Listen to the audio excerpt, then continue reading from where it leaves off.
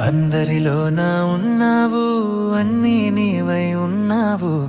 విశ్వాసంతో ప్రభువా అంటే ఎదురుగా వచ్చి నిలబడతావు. విశ్వాసంతో ప్రభువా అంటే ఎదురుగా వచ్చి నిలబడతావు.